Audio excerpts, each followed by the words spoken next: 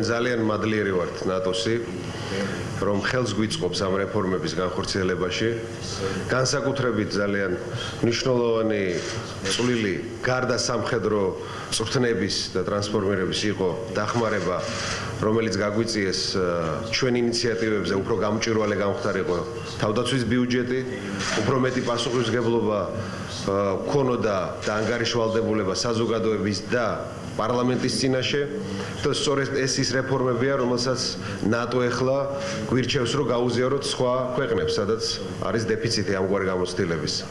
ასევე მინდა გითხრათ, შემდეგი ნაბიჯები თქვენი კითხეთ, თქვენ იცით, რომ მიღებულია გადაწყვეტილება უკვე რამდენიმე თვეა, რომ საქართველო გახდება 2015 წელს ნატოს რეაგირების ძალების ნაწილი.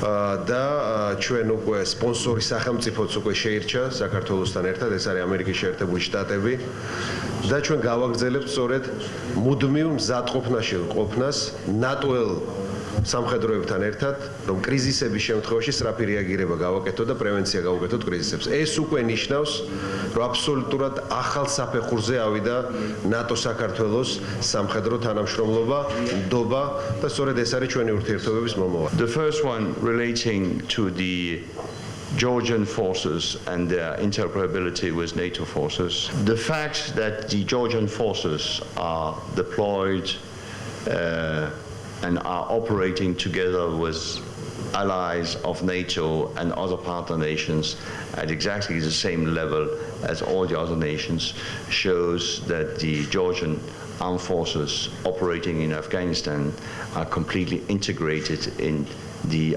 ISAF force. And this, of course, as you mentioned, the 11,000 which have been through the pre-training and which have been deployed implies that there is already within the Georgian armed forces in general a high level of interoperability as a consequence of operations in Afghanistan. The second question concerning ongoing transformation and reforms within the defense sector in Georgia, I would like to highlight coming back to what I just said, the impact of the transformation of the armed forces themselves as being a very positive development. And I would further like to highlight the political dimension as to the transparency and the accountability relating to the political dimension of the Georgian armed forces.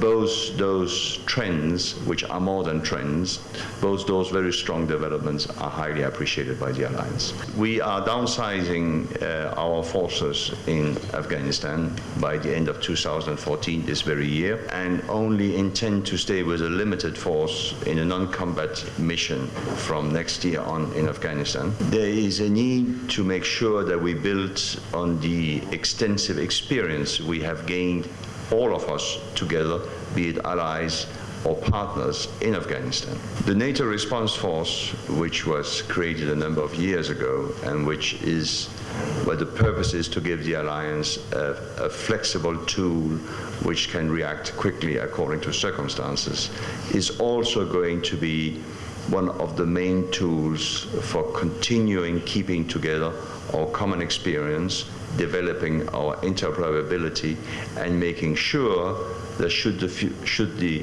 events in the future require it, we can operate together at very short notice because we have that common experience, we have that common level, that common understanding of doctrine, of operational procedures, and so on.